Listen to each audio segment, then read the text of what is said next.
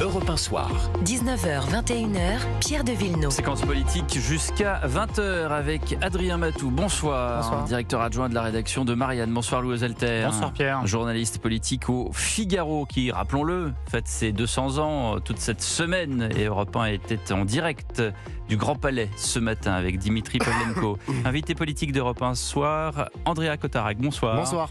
Porte-parole du Rassemblement national. Maël vient de le rappeler dans son rappel de titre. Motion de censure déposée notamment par l'ERN. 142 voix qui n'étaient pas suffisantes. Il en fallut au moins 288. On a regardé un peu les images aujourd'hui sur les différentes chaînes de télévision. Il n'y avait pas beaucoup de députés, notamment de députés RN. Comment voulez-vous adopter cette il y avait des motion députés, de censure? Moi, ce que j'ai d'abord vu, parce que c'est quand même le rapport de force tel qu'il est aujourd'hui, c'est que c'est les socialistes qui n'étaient pas au rendez-vous. Les LR qui n'étaient pas au rendez-vous, puisque une fois de plus, c'est pas la première fois, une fois de plus, les béquilles du macronisme sont le PS et les LR. Alors, les LR, Il manquait 32 ou 35 voix. Bon, ils sont 69, les socialistes. Ils étaient où ? alors, s'il manquait Ils ont oublié 35 le bouton, voix, ils sont s'il manquait trompés. 35 voix, où étaient Non, tous mais les nous, RN? Est-ce que on a le RN voté. était au complet? Écoutez, il y a d'abord la présidente qui a un procès, accessoirement, c'est pas elle qui a choisi le calendrier, mais nous, on ne peut pas nous reprocher, on dépose une motion de censure. Vous savez que lorsque vous déposez une motion de censure et que vous avez une absence possible, vous pouvez faire une délégation de pouvoir, si c'est justifié. Donc que quelqu'un d'autre vote pour vous. Donc nous, on était au complet dans cette affaire. Vous étiez au complet, il y a eu. Mais, vous affirmez ce soir sur mais Europe bien 1 que sûr, vous étiez au complet. mais oui, mais il y a des délégations de pouvoir. J'étais tout à l'heure avec M. Voss, par exemple, qui était un des députés, et il n'était pas là, on votait pour lui. Cela dit, il y a eu 142, donc c'est plus ou moins Vous le savez, compte. quand on dépose une motion de censure, c'est un acte grave. C'est pour faire tomber le gouvernement. Parce que le gouvernement a trahi les Français. Parce qu'ils ont dit oui au Mercosur, alors qu'on se souvient de M. Attal qui disait non au Mercosur. Parce qu'ils nous ont dit que ce budget, on allait discuter tous Macron ensemble, a etc. dit non au Mercosur. Oui, ils ont tous dit non, bien sûr. Et puis la France, contributrice nette, va dire d'accord, on est minoritaire. Eh bien, Madame von der Leyen, vous pouvez tuer l'agriculture française, vous avez un permis de tuer. Andrea Cotarac, écoutons ce que disait Bruno Retailleau ce matin à Sonia Mabrouk sur CNews et sur Europe 1 sur justement voter ou pas la motion de censure. Il parlait pour les LR. Il dit non, on ne va pas la voter puisque Emmanuel Macron, et c'était là-dessus que pesait la question, a voté contre le Mercosur. J'avais dit avant, la semaine dernière, que si Emmanuel Macron votait pour le texte, alors nous pourrions le censurer. Et c'est vraisemblablement cette menace qui a agi et qui a fait qu'il a changé de pied. Il a voté contre. Ça a marché. La France a envoyé clairement, le chef de l'État a voté contre. Bien.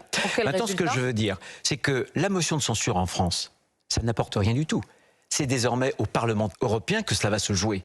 Voilà ce que répond Bruno Retailleau. Si c'est ça la menace à l'Union européenne, écoutez, changeons vite de président, vraiment. Parce que je ne sais pas ce que les LR ont encore de gaullisme. Général de Gaulle ne se serait pas contenté de dire écoutez, l'agriculture va être Ce sont des accusations noyée graves ce soir, Andrea Cotarac, oui, de dire aux LR qu'ils ne sont pas gaullistes. En tout cas, je pose la question. Qu'est-ce qu'il reste du gaullisme ? Voilà, ils ont réintégré dans le commandement de l'OTAN avec Nicolas Sarkozy, alors que c'était quand même une ligne de fracture du général de Gaulle qui était à équidistance des grandes puissances et qui avait défendu l'indépendance de la France. Aujourd'hui, il nous explique que le Mercosur, donc ce traité de libre-échange qui va noyer les agriculteurs, notamment la filière des bovins, qui avait déjà noyé avec le traité de Nouvelle-Zélande la filière des ovins. Les bovins, c'est 99 000 tonnes maximum par an, c'est 1,6% de la production. Abaisser les barrières douanières avec l'Ukraine, qui avait détruit la filière de la volaille. Eh bien, voici que, puisque M. Macron a dit à Mme von der Leyen, on est opposé, mais qu'elle dit c'est très bien, merci beaucoup, mais on va appliquer le Mercosur. Que vouliez-vous qu'il fasse? D'accord pour le constat. Que vouliez-vous qu'il fasse? C'est un vote à la majorité qualifiée. C'est-à-dire qu'à l'époque du général de Gaulle, il pouvait faire la chaise vide parce qu'il fallait que tout le monde soit d'accord. Donc on pouvait bloquer l'Union européenne. Là, sur les sujets agricoles, si une grande majorité de pays est d'accord, ça passe. Et la France se fait rouler dessus, mais ce sont les règles européennes. Que voulez-vous que Emmanuel Macron fasse dans ce contexte? D'abord, s'il y a une majorité qualifiée actuelle, c'est parce que le parti de M. Retailleau et celui de M. Faure l'ont bien accepté, puisqu'ils ont accepté tous les textes de l'Union européenne. Le TCE, le traité pour une constitution européenne, on se souvient que Sarkozy et Hollande faisaient campagne commune pour le oui, les Français ont dit non. On se souvient que le parti de M. Retailleau, les LR et l'UMP à l'époque ont fait passer le traité de Lisbonne, donc ont imposé des règles. Il n'était pas au LR, Bruno Retailleau. Des règles, d'accord, Bruno Retailleau n'était pas, et par ailleurs il était contre le traité de Lisbonne. Qu'est-ce qu'on fait aujourd'hui? C'est assez simple. Le président de la deuxième puissance européenne, M. Macron, première armée européenne, contributeur net de l'Union européenne, peut très bien entamer un rapport de force avec Mme von der Leyen, parce qu'il s'agit là des intérêts supérieurs de la France. La souveraineté alimentaire, ce n'est pas rien. Il y a un mais très loin. Eh bien, mais c'est quoi? C'est que M. Macron, qui avait dit le Mercosur c'est non, on va s'y opposer, ne vous inquiétez pas. M. Attal a dit aux agriculteurs lors de la première révolte, on se souvient, sur une botte de foin là, dans une ferme devant toutes les caméras de télévisées, vous pouvez être temps qu'il était prévu, vous pouvez être rassurés. Le Mercosur, M. Attal et M. Macron ne sont pas les mêmes aujourd'hui. Le Mercosur c'est non. Bon, on voit très bien la petite manœuvre macroniste, c'est qu'ils sont faibles, ils n'ont jamais défendu les intérêts français et qu'ils ont dit, bon bah écoutez, Madame von der Leyen, on va vous dire non, comme ça on communique ça, même M. Retailleau répète ces éléments de langage, mais ce que vous allez faire, c'est vous avez avancé votre aide aux agriculteurs français de 46 milliards, voilà, vous avez l'avancé. Donc en fait on est là en disant on va avoir des conséquences dramatiques pour les agriculteurs français.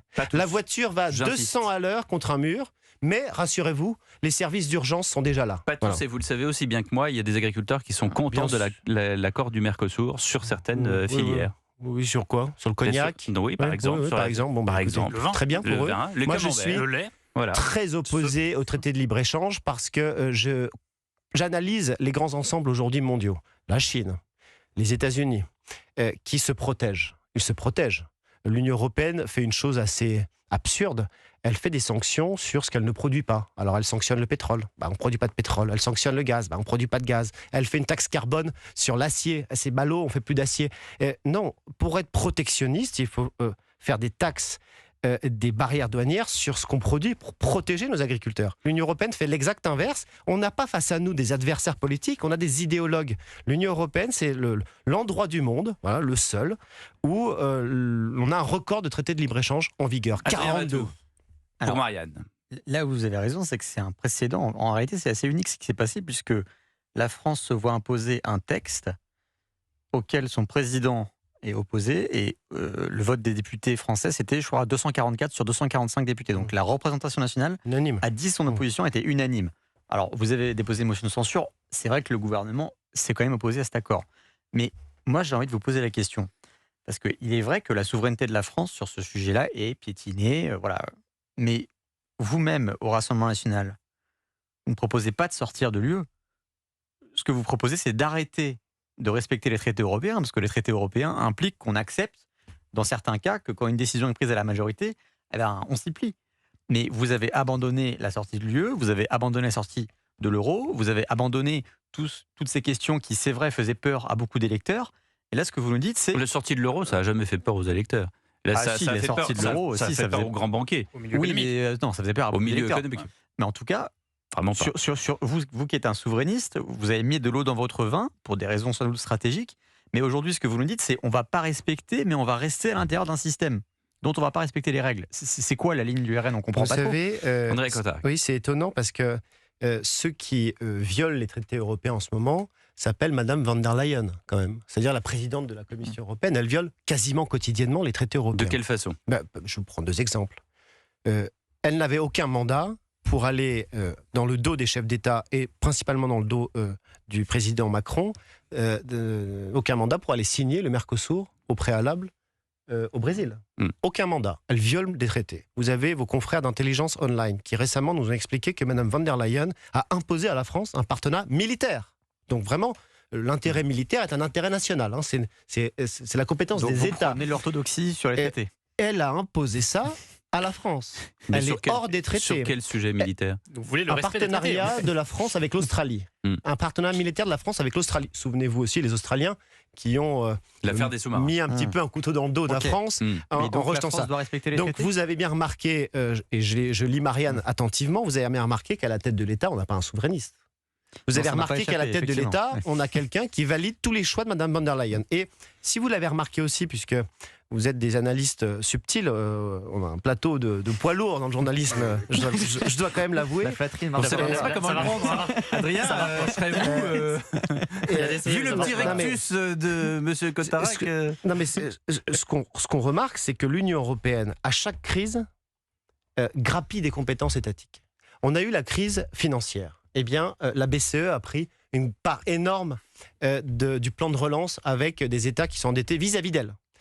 vous avez eu la crise de la pandémie du Covid, où là aussi, c'est l'Union européenne, Madame von der Leyen, qui a commandé des vaccins et qui était responsable de tout. C'est pas du tout de compétence. Vous avez aujourd'hui l'Europe. Oui, non, mais la France, parce qu'en fait, vous faites un diagnostic, mais la question d'Adrien Matou est assez claire. Qu'est-ce que vous faites ? C'est un rapport de force. Mais qu'est-ce que vous faites ?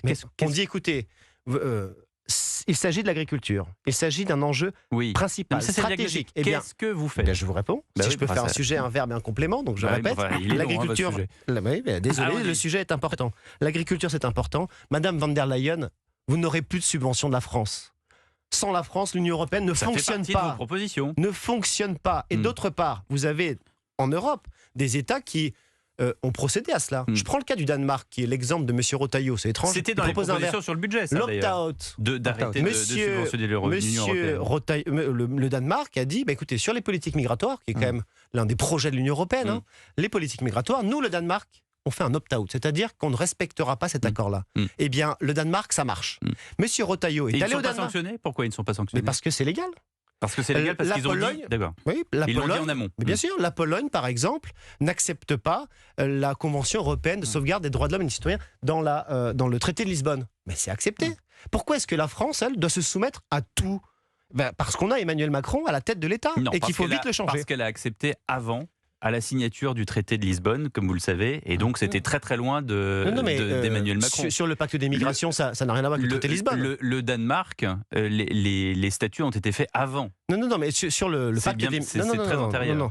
Sur le pacte des migrations, c'est bien après le traité de Lisbonne, le Danemark, et a parfaitement droit de dire, on n'appliquera pas ce pacte des migrations. C'est étonnant parce que M. Retailleau est allé au Danemark en disant... Le Danemark, c'est l'exemple pour la France. Et parallèlement, il voulait appliquer le pacte des migrations. C'est les LR. 43, on marque une pause. Le rappel des titres et dans un instant, on parlera du procès des assistants des eurodéputés RN. A tout de suite sur Europe 1. Europe 1 Soir. 19h, 21h, Pierre de Villeneuve. 19h49, on est toujours avec Adrien Matou de Marianne Louis aux Alters du Figaro, Andrea Cotarac, porte-parole du Rassemblement National, avec le procès, deuxième jour de procès des assistants des eurodéputés FN, puisque à l'époque c'était le Front National et non pas le Rassemblement National dans lequel apparaît Marine Le Pen. Alors on se souvient qu'en première instance, la ligne de défense c'était on n'a rien fait. Là, c'est nous, on pense qu'on n'a rien fait, mais s'il y avait quelque chose de répréhensible, il fallait nous le dire. Et c'était au Conseil européen de faire le contrôle. Alors, de toute façon, que ce soit en première instance ou en appel, on va dire l'analyse était la même. C'est-à-dire que cette affaire est jugée pour des faits entre 2004 et 2016. Donc c'est quand même assez long, avec 10 ans d'instruction.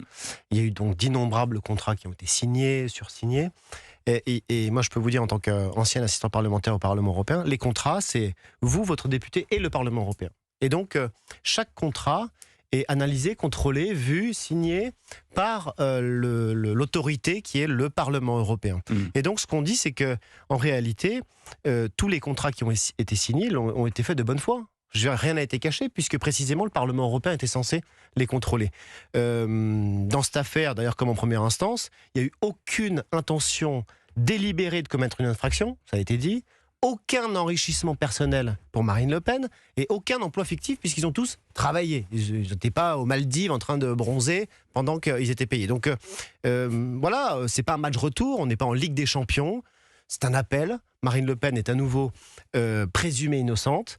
Et on repart à zéro avec des arguments, avec une nouvelle cour qui est peut-être un dialogue qui va être plus fluide pour éclairer et faire en sorte que la vérité en tout cas, refasse surface. Ce que nous disait Maï-Hélène Trémollet dans le journal de 19h, c'est que l'accusation estimait que plusieurs contrats d'assistants parlementaires pour lesquels Marine Le Pen avait été condamnée en dernier devaient être retirés du dossier. Oui, j'ai lu ça. Alors ça, c'est l'accusation donc, qui a dit ça, donc ça peut paraître plutôt positif, mais si vous voulez, je ne vais pas commenter ou fanfaronner. C'est très difficile. D'autant plus que la Cour doit valider ça demain. Voilà, c'est un procès qui va durer 1 mois. Si je commente à chaque fois chaque chose, voilà, moi tout ce que j'espère, c'est qu'on fasse du droit et que Marine Le Pen puisse être relaxée, voilà, et qu'elle puisse être candidate du premier parti. Vous avez dit pas d'intention volontaire de commettre un délit, ce qu'a dit Marine Le Pen d'ailleurs en ouverture du procès, avec un changement quand même dans son propos, donc dans sa stratégie de défense. Moins frontale, dirons-nous, qu'au procès en première instance, puisque maintenant elle semble admettre entre les lignes qu'il y a pu y avoir effectivement un délit commis, mais elle va plaider la négligence, le fait de ne pas être au courant. Est-ce que c'est bien un changement de stratégie de défense? Est-ce que vous espérez que ça va porter ses fruits devant la Cour d'appel? Je ne vais pas commenter le procès, puisque je sais que j'avais lu plusieurs livres. Je suis moi-même juriste. Justement, c'est l'occasion. Des avocats comme Hervé Temim l'ont écrit et surécrit là-dessus. Les procès ne se font jamais sur les plateaux de télévision ou de radio. Donc, je ne vais pas commencer à le faire. Parce qu'ils se font quand même sur les plateaux de radio et de télévision. Ce que je peux vous dire... et dans la presse écrite, puisque même le correspondant du Figaro est au procès, et j'imagine que demain, M. Durand-Soufflant fera un article demain dans le Figaro. Mais c'est très bien, et c'est votre rôle aussi de pouvoir référer d'un procès qui quand même est inédit, vous avez un changement de Moi, ce que je peux vous dire, c'est que Marine Le Pen, elle a toujours été de bonne foi, calme et prête à répondre à toutes les questions. D'ailleurs, je vous rappelle qu'en première instance, elle était tous les jours au procès. Et moi, en tant que conseiller de Marine Le Pen, c'est-à-dire j'ai pu la côtoyer, également juridique, je peux vous dire que non. Je peux vous dire que des avocats. Oui, il y a M. Bousselus. Voilà, mais je peux vous dire qu'elle était tout à fait sereine en première instance. Quand elle a été condamnée. Mais pas quand elle a été condamnée, pour la simple et bonne raison, c'est que les peines étaient extrêmement lourdes, qu'elle s'y attendait pas, et que comme toute personne qui est innocente, est particulièrement choquée et énervée. Une dernière question, Andrea Cotarac. Une majorité d'électeurs du RN donnent leur préférence à Jordan Bardella. 58% pour les représenter à l'élection présidentielle contre 35% pour Marine Le Pen. C'est un sondage Elab qui apparaît aujourd'hui. C'est quoi? C'est juste un sondage? Comme c'est bizarre. Vous pensez pas plutôt que c'est quelque chose pour diviser nos deux chefs? Parce qu'en fait, on a un duo assez formidable. Un duo formidable qui, non pas au sein du RN, mais je parle au sein des Français, caracole en tête des personnalités politiques préférées des Français. Très loin devant le 3e ou le 4e. Vous dites que Marine Le Pen est à 30%, c'est ça dans la... 35%, voilà, c'est 35, ce que dit l'Institut Elab. C'est à peu près ce qu'elle a fait au sein de la CGT en 2022. Donc vous imaginez, elle est même plus inférieure au RN qu'à la CGT. Bon, tout ça est bidon. Ce que je peux vous dire, c'est que le plan A s'appelle Marine Le Pen. Et que je n'ai pas analysé puisque j'en prends connaissance. Voilà. Mais tout ce que je peux vous dire, c'est que notre plan A s'appelle Marine Le Pen et notre plan B s'appelle Jordan Bardella. Que les deux sont en parfaite capacité d'affronter l'élection présidentielle. Ils sont interchangeables. Ça peut devenir A et B et parfaite capacité d'affronter l'élection présidentielle. On dit que Jordan Bardella a des difficultés sur les relations internationales. C'est complètement faux. Il était au Liban, il était aux Émirats Arabes Unis, il est ouvert sur le monde. On dit qu'il n'a pas d'expérience. Si l'expérience était une condition pour gagner la présidentielle, ça voudrait dire que Xavier Bertrand a plus de chances que Jordan Bardella? Je crois pas, non. Donc vous voyez bien qu'on a le plan A et le plan B, on est prêt, on a un duo formidable. Vous êtes juriste, vous êtes tailleur aussi, non? On va tous être habillés pour l'hiver. Non, mais d'autres partis ont voulu avoir un tel duo. Mais ils ne l'ont pas, et donc on a la chance d'être le premier parti de France et d'avoir deux candidats formidables qui ont l'unanimité au RN. Andrea Cotarac d'avoir été avec nous, porte-parole du Rassemblement national.